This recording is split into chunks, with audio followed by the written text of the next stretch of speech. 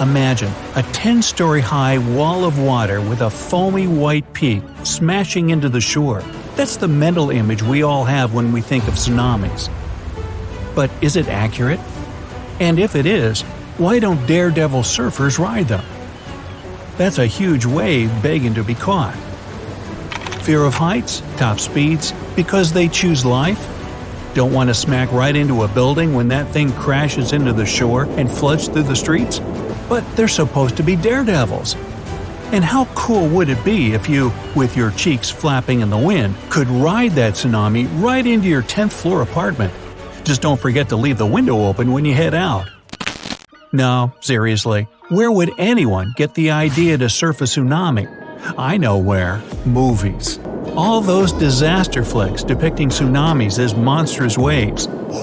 It's like they cut that wave from a summertime fun surfer movie, pasted it into their own, and blew the image way up.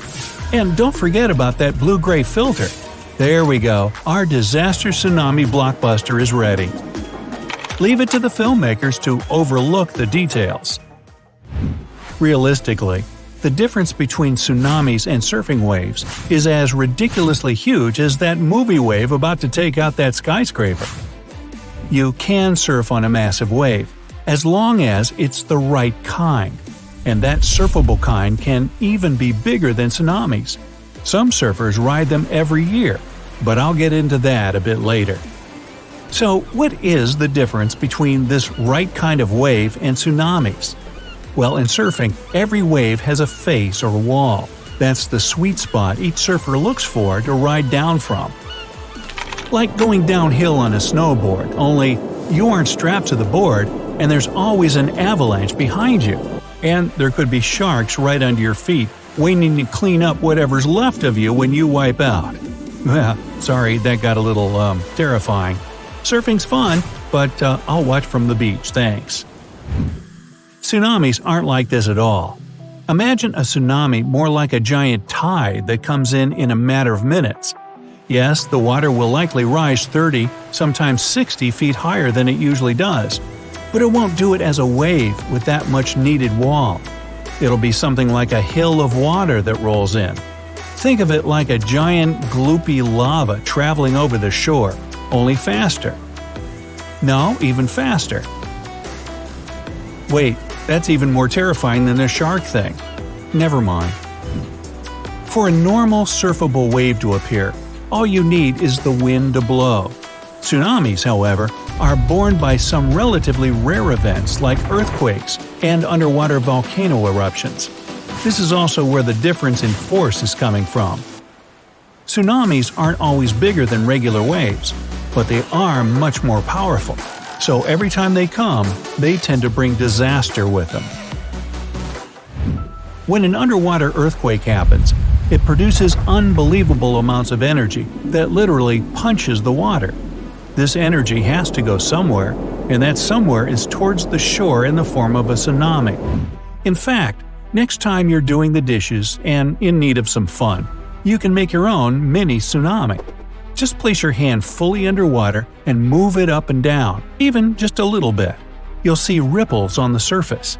This is what happens in the ocean after an earthquake, but on a much larger scale. Tsunamis gain incredible speed from the ocean bed moving or shifting up to 200 miles per hour. So those things hit land going as fast as an arrow through the air? Well, that's why I said cheeks flapping in the wind as you ride that gnarly wave. But no, seriously, they aren't going nearly that speed when they crash onto the shore. They lose a lot of that energy as they meet the rise of the ocean floor near the coastline and any underwater obstacle in their path. When you surf into your apartment window, you'll only be going about 30 miles per hour. They might slow down, but the wave grows bigger as it gets closer to the coast. Mega tsunamis are those 100-footers that'll get you into your 10th floor flat. The average height for most is only about 10 to 30 feet. Yeah, only. Compare that to a normal surfing wave. It's usually 6 feet high and only goes about 13 miles per hour. That's why tsunamis are still fast and big enough to cause major damage. But the surfing ones are no walk in the park either. Those kinds can be dangerous too. Just like tsunamis, wind-driven waves will rise when they hit an underwater obstacle near the shore. This obstacle, be it an underwater ridge or coral reef, is the main source of danger for surfers. If a surfer can't hang, they'll be dragged into the deep where sharp reefs lie. That and hitting the water doesn't exactly feel like a gentle pat on the back for a job well done. Okay, I get it. You can't surf a tsunami. But we're in what-if territory, where the rules don't apply, and my imagination likes to run wild. So let's have some fun tackling this challenge. First things first, since the tsunami isn't a usual wave, we need to find a way to turn it into a surfing spot. You know, somehow get it to form a wall. One thing that could work is an artificial obstacle under the water that'll be specifically designed to strip the tsunami of its monstrous energy. Sorry, we'll lose some of that epic speed, but we need to make it rise higher. The obstacle will have to be a massive structure, but still deep enough that our surfer doesn't bog his head if he wipes out. Next, we need to take further safety measures. In this case, some sturdy gear. Typical surfing wetsuits are made of neoprene, a flexible material that can protect you only from cold water and help you stay afloat. But lucky you! A new technology recently emerged, a wetsuit that can resist a shark bite. It's like Kevlar vests in a way. All the tests show that it can't be punctured with sharp objects, and it prevents bones from breaking. Unfortunately, bruises from blunt impact are inevitable. It's tsunami surfing we're talking about after all. And finally, the board itself. If riding a normal surf wave is a fair challenge of your sense of balance, then keeping yourself on that board while riding a tsunami might just be impossible. Remember what if? Okay, let's throw some stabilizers on that bad boy. There, now you're ready. You're ready, aren't you? Don't chicken out on me now. Come on, people have done this. They do it all the time in Nazare, Portugal. Well, they don't surf tsunamis, of course, but big wave pro surfers go there every year to challenge Nazare swell. And this 30-foot tsunami you're about to ride is just a pup compared to the biggest wave ever surfed.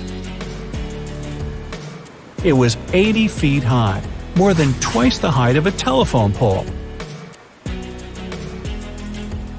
Brazilian pro surfer Rodrigo Coja broke this record in 2017. Maya Gabeira set the women's record by conquering a 68-foot wave in 2018. And I don't think that's the limit, because waves in Nazare can reach 100 feet at times. Hey, the reason why waves in Nazare are so big lies deep underneath the ocean surface. This place has one of the largest underwater canyons in Europe. It's a 140-mile-long, 3-mile-deep gash in the seabed that pushes insane amounts of seismic energy to produce massive waves by the time they hit the shore.